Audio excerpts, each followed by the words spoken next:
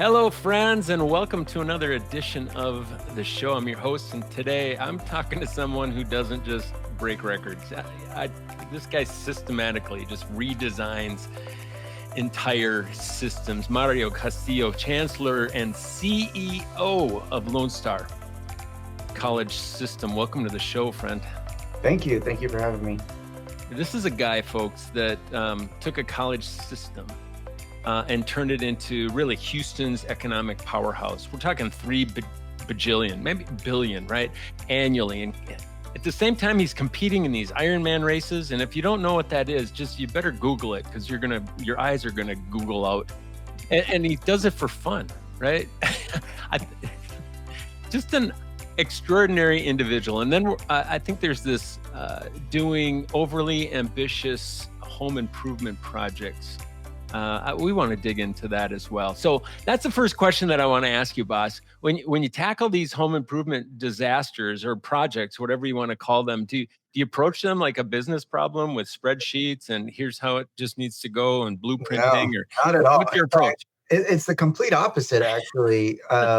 That's where I go to get away, right? And so it's the complete opposite. I actually am winging it as I go along, which is why they take so long because I learned the hard way, right? My dad used to say in Spanish, the best way to learn is making mistakes. And so I'll tell you, like even my most current project is I was building a pond in my backyard. And I had to learn the hard way after a month of digging the hole out with a shovel that the walls kept collapsing. And Okay. so then I had to say, okay, there has to be some way to like keep the walls from collapsing on me. And then I had to build that out. And so there's a lot of sort of starting and stopping and starting over and start. No, it's not planned in any way. Really sort of between AI and I, we wing it. That's amazing. That's amazing. So you completed Ironman Texas, I and did. you're working on your run right now because you got something else up your sleeve. Okay, for folks, it's not just an endurance race; it's logistics. It's 2.4 mile swim, right? It's a 112-mile bike. Most people wouldn't, drive that far without a McDonald's stop, right? And then a 26.2-mile run. They call that a marathon. Okay, so you're systematically breaking all of that down as well, or are you winging that, boss? No, that I can tell you that was very, very. It took me about 2 years. So let me start with this. I didn't know how to swim. And I mean at all. I was fearful of the water.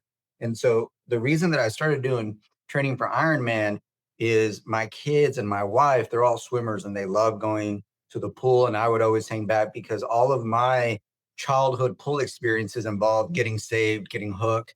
And so I had a lot of trauma around swimming. And I said, I've got to learn how to swim because it's a safety issue for my children. When I need to be able to go to the pool with them, I want to enjoy the beach. And so I said, what is the craziest thing that I could sign up for to force myself to learn how to swim?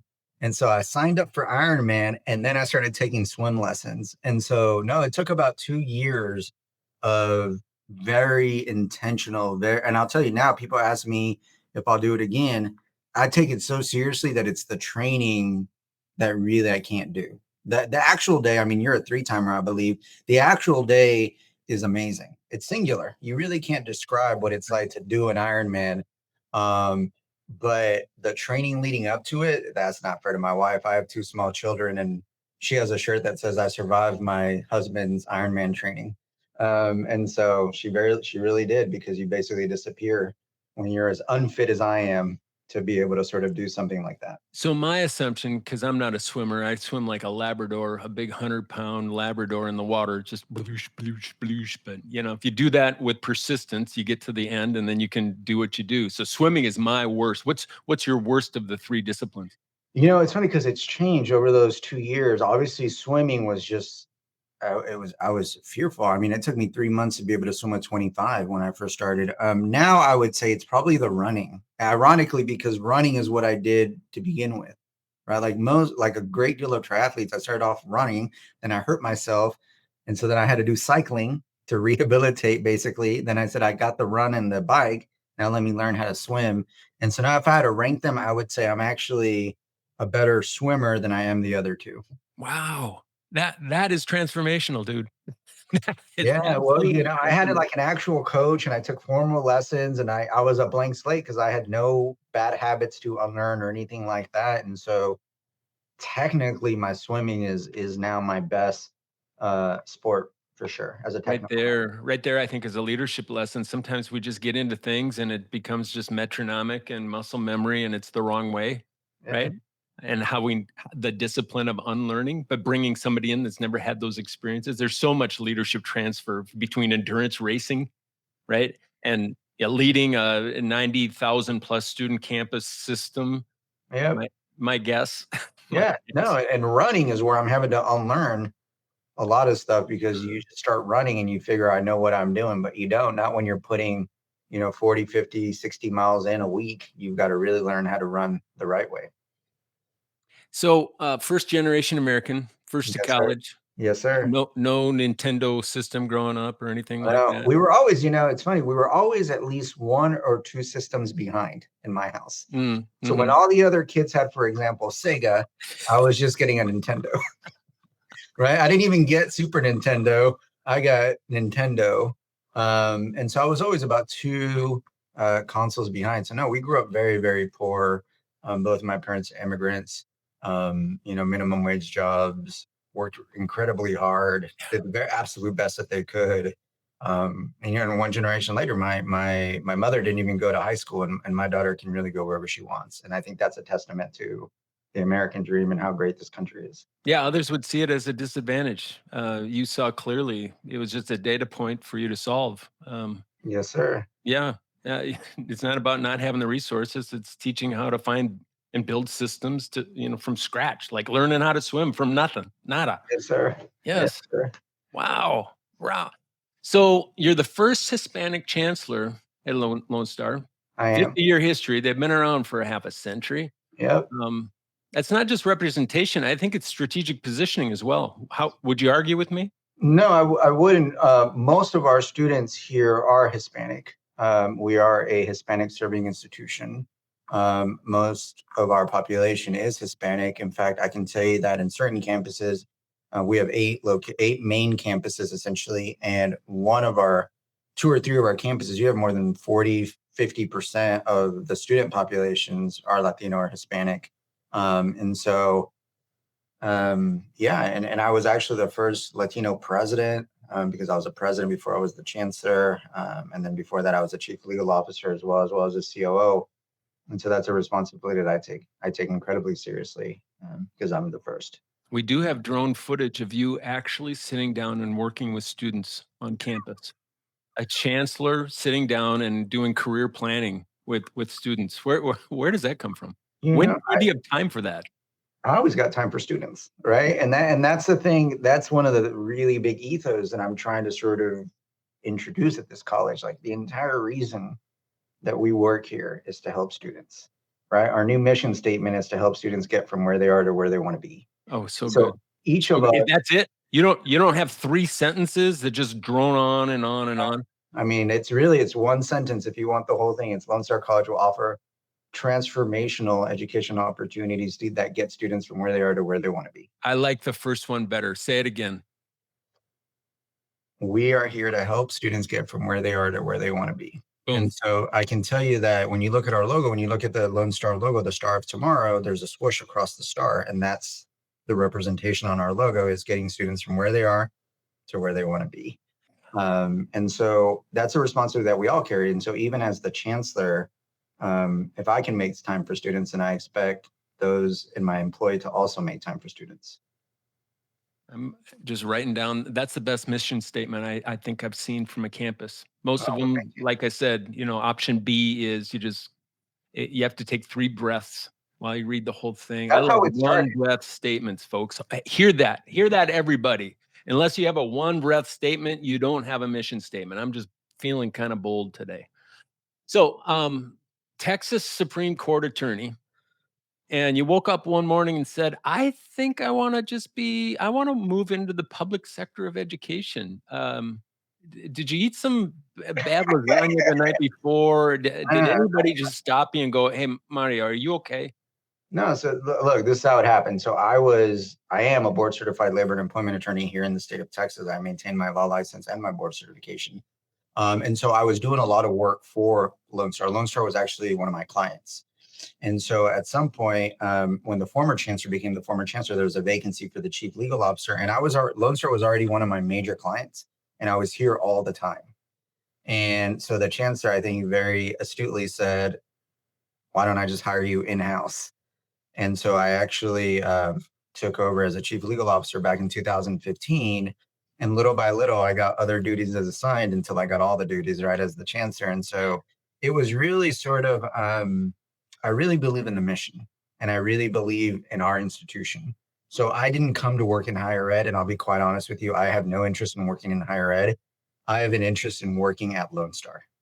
And that is a fundamental difference, I think, between me and a lot of leaders. And so that's part of where some would argue my recklessness or my innovation comes from, because I'm not thinking about, can I get a job at a university or can I go work in this other state? Like, I would be perfectly happy if my higher ed career begins and ends only having worked at Lone Star, no matter what the future holds. Yeah, I'll be honest, I don't see you at all the events. I don't see you at all the elbow rubbing, just the pageantry. I don't because there's enough work for you to be done and you're modeling so many things locally that maybe there's a twist, a pivot that needs to happen where people ought to be just showing up on your campuses to see how innovation is really run. I mean, while other colleges right now they're hemorrhaging students, you hit 91,000 plus. Yes, sir. Yeah, Yep. So that's not luck.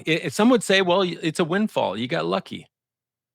I'd say both people are right, right? So we're in an area of town that's really sort of growing, but we also and so when you just look at enrollments, yes, it's sometimes it can be a byproduct of just geography. But what the numbers that I'm prouder of, other than our enrollments, our retention is record high. So we're holding on to the students that are coming here, and we're also graduating at a faster rate than we ever have. And so not only are we getting the students, but we're able to hold on to them and we're able to graduate them. And I can tell you that, yeah, you won't see me at those events for the most part because I'm a practitioner, right? Mhm. I like to get in there and sort of we have people that we send to those conferences and you'll see sort of our folks and then they bring back sort of the ideas. But it's really important for me as a practitioner. I was a COO before I was the chancellor. And so for me, I know that we have what we need to fix our problems here. And also because we're so unique, really, when you go to conferences like that, one of the things that I caution sort of either junior executives or people on my team is just remember, just because an idea works at X college doesn't mean it's going Right. to work here. We So have our own unique culture, our own unique structure, our own unique history, our own unique challenges, our own unique strengths, and sometimes things that work at other colleges marvelously just won't work here. yeah, best practice. I say best practice. That'll keep you stuck because you stole it from someplace else, and it probably doesn't contextualize within your practice. So do better practices. Better practices are better than best practice. Come Yeah. on. Yeah. And so really, yeah, so we have grown 13.4% in students since I became the chancellor. And actually, today's my 2-year anniversary, by the way, August 14th, which is when we're recording this, is when I became the chancellor 2 years ago. And so tomorrow actually would be the start of my third year. And so over the last 2 years, we've grown 13% in enrollments. And again, our retention is what I'm most proud of. We've really sort of grown our retention numbers. More of our students are coming back. And look, just as a non-higher ed person, everyone who's ever done sales knows that it's cheaper to keep a customer than to get a new one. Yeah. But in No, you look higher at ed, just the demand and the bottom line of profitability. If you can keep what you currently have, you don't have to go spend time and inertia hustling the next batch, right? and so in higher ed, unfortunately, we're so enrollment based that we kind of forget that. But I can tell you that a lot of our enrollment growth is retention, where students are sort of coming back. I'm really proud of that. Yeah, and as a practitioner as well, and sales, if you can identify the problem, you can sell the solution. And you've identified the enrollment problem not as enrollment; it's life barriers, right? It's Correct. it's Yeah. transportation, it's food, it's internet access, it's So what have you done specifically to kind of melt away some of those barriers as an So institution? let's start with one of the most basic needs, right? When you look at Maslow's hierarchy of needs, food, right? People are hungry. If you're hungry, you can't learn, you can't study, you can't function. Food and shelter, right? And so we offer food scholarships. I'm very proud of that. So we are, I think, one of the first institutions in the country to offer a food scholarship where donors will actually donate, just like they would for tuition and fees, money to a food scholarship. And so we have endowed scholarships for food. And so students now can essentially apply for food scholarships so they get the tuition and fees and their food. We also have invested $1 million over the next 4 years in our own food pantries and care centers. And here's a remarkable stat from that. We track sort of who comes to these and what their rates are. We have a 98% persistence rate for students that use our food pantries. So that means that they 98% of those students hung in there with us. And when you really think about who these students are, these are the poorest of the Yeah. poor, Yeah. Yeah. right? These are the poorest students have a 98 persistence rate from one semester to the other. It tells you that we're on the right track. Well, you look at the lucky and leading framework, back to being a leader in so many areas. You look at where you're performing well and the antecedents or how that is happening, and you can just, okay, that's one causal effect. It's not even corollary, it's causal. Those that are hanging out there are finishing with us. So let's put that in the copy machine and just keep pushing it over and replicating that. And then you move on to the next one. You're a system leader. It shows, it shines, and that can be replicated as well. You can teach people how to build systems, but you first have to be a system builder and a leader, right? You can't steal that from a conference. You got to do it locally. You got to do it. And we spend a remarkable amount of time figuring out what the problem is. See, a lot of people in higher ed, they jump to the solutions and then they're just rotating solutions without really understanding what is the problem that we're trying to solve. And we engage in design thinking of, okay, let's try 3 or 4 different solutions at a very prototype stage without a whole lot of investment. Once we have a good handle on what works, at least at that stage, then we invest more. And I'm talking about everything from space allocation to how we allocate dollars. Everything gets tested and Hmm. everything is guided to what is helping students the most. And now, what I borrowed from the 4 disciplines of execution, we have a very clear scoreboard as to what it means to win, right? How do we know that an initiative is working? Because, like most higher ed, everyone has a pet sort of initiative, right? And how do we determine whose pet is the superior pet? Right, right. We've done a lot of work internally on mapping all of that out. So, yeah, we can pause if this is the wrong channel, but 40x institutions oftentimes pull that thing off the shelf and go, "We're a 40x campus," and they talk 40x, 40x, 40x. And I pushed against that to say, as a high achieving executive group, what does 40x do? It teaches you how to execute, which is a competency of leadership. So instead of just being beholden to, and I'm nothing against 40x, it's a fantastic system, but it's also a proprietary system. It is. But when you can take that and you can take the better practices from that and make it your own, and then you do you, right? And you do your system, that's when you get a golf clap from me. But I'm not going to give you a golf clap if you're just doing somebody else's proprietary program. Yep, yep. No, and that's the thing. We have to do the work, right? Fundamentally, that's where when we don't really hire a whole lot of consultants, to be honest with you, because again, we don't want to. I need to send the message to the institution. We're going to do the work. We are accountable for making sure that these deliverables are met, not outside folks, because we are the ones that are inside. So when we get things like that, we always sort of, okay, this is the starting point. How do we mold it into our culture? How do we build around it? And so, for example, when you look at sort of the scoreboard, we're still defining what the scoreboard is for a lot of our goals. But how that scoreboard is defined is largely the work product of internal mechanics rather than sort of outsourcing that. But we again, I don't think anything bolting on works. It never works. It never works. So I wouldn't even give him a golf clap, to be honest with you. Okay, nothing bolt on works. No golf claps for No, anything nothing. bolt Yeah, on. it doesn't work. It just doesn't work. People people have to feel like you're invested, right? Going back to the question you asked earlier, when people see me hanging out with students, it sends a certain message that Chancellor cares about students. It's not just something that we're slapping on sort of LinkedIn. Another thing that you'll never see from me on LinkedIn, which is very unusual, you'll never see me with pictures of students or posting my interactions with students, because I never want a student to feel like I'm interacting with them for the gram, as they say, right? Yeah. For social Yeah. media. I want our connection to be real and genuine, and deep. The And so man, the man on the internet is a the man, righteous man. Yeah. I don't even represent myself as the The man chancellor. on the internet. I read I'm that and just I the man go, on the internet, right? bizarre but brilliant. Bizarre but brilliant. So let's. I wish we had more time. Maybe two more questions. So let's. Community colleges are they're sometimes just positioned as backup plans, Mhm. right? It's a brand problem. How are you looking at that differently? I need to Yeah. get inside of your head to think brand marketing, business positioning for community colleges. Yeah. So when you look at sort of, if you, unfortunately, education in a lot of ways has become commoditized. So when you look at sort of commodities, here's where I think, and I don't just say these things, I really feel it. I think community college education is the best value education in the country. When you think about the idea that at Lone Star, for example, we have course caps now of 28. So there's 28 students in a class. You pay about $1,200 for in-district tuition. So you get a full load for about 1,200 bucks. And really with $1,300 now, it includes your books. So you can come somewhere where a professor will know your name, will know your story, will interact with you, will teach you. I believe that our faculty are just as strong as anyone at a major university, but they choose to work at Lone Star because they believe in our mission. And I believe that when you have really high, almost elitist enrollment standards, and it doesn't take a whole lot to get really elite students from point A to point B.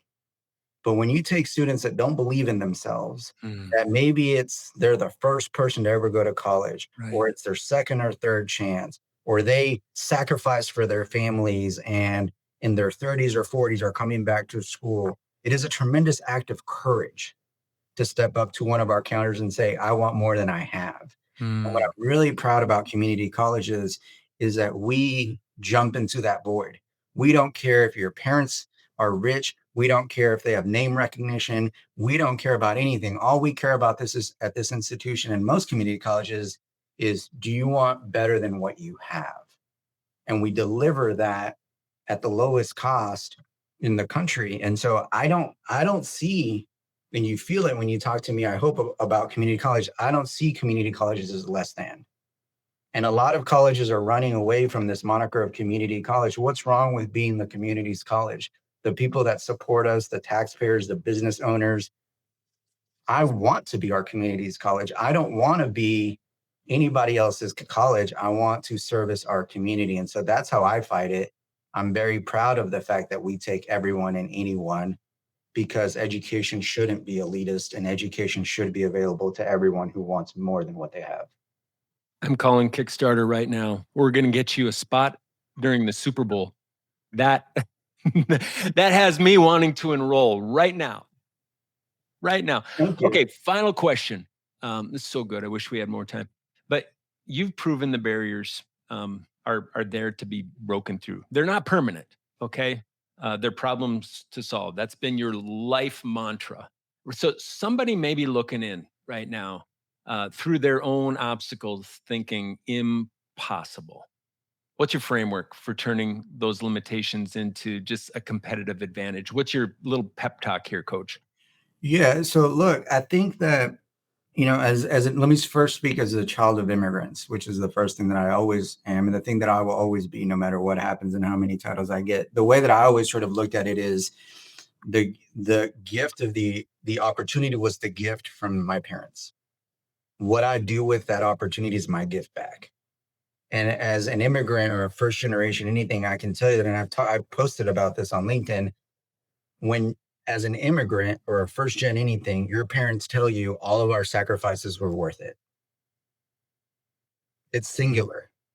Mm. No diploma, no honors, no board certifications, no chancellorships, nothing comes close to the feeling that gives you. And so what I would say, and I get to witness this feeling year after year at graduation, which is my favorite day of the year, you see people just bawling on both Mhm. sides, right? Parents that sacrifice so much for their kids. Sometimes the parents are the ones graduating and it's the kids in the audience. And what I would say is, I was the first person to go to college in my family. But after I went to college and I showed a lot of my cousins, my siblings, I was by far not the last. And I think that that's really what we have to think of it as pioneers, and being pioneers is hard, Yeah. whether it's the American West, new continents, new world, or the academic space. To be a pioneer is hard, but think of all the beautiful things that you can build when you overcome. And I can tell you that in my life, it's been incredibly worth it. And I think that that's what we're here to do at Lone Star, to offer transformational opportunities to our students, again, to get from where they are to where they want to be. Mm. Yeah, I see you as just the emulation of the faith, hope, and love story. You know, you've proven that the best leaders, they don't just climb ladders, because you're not a ladder climber. You said it yourself. I'm not a ladder climber. I come to serve where people need me to serve. But you engineer better ladder systems for those that need them to break through. Yeah, you're changing family trees, no doubt. I wish we had more time, but folks, that's the show today. And if you're not thinking systematically about your next big challenge right now, you are missing the point. And just a delight to spend time with a maven of all things systems. So, Mario, thank you for Well, joining thank us you so today. much for having me. It's an honor. I'm very privileged to be in this position. Yes, yes, that is the right mindset, isn't it? So here's an action framework for everybody out there. Share the episode. This one is definitely shareable. Um, if you're a leader in education, you're going to want to study Lone Star, and it's lonestar.edu. Is that That's right. go check that out and take a picture of that mission statement. And seriously, make that. Um, use your own words, please, but make it your own in terms of the essence of that. And if you're facing barriers, stop seeing problems and start seeing those systems to redesign. So take one strategic insight from this little jam session today and build a system around it this week. That's your challenge. Peace, friends.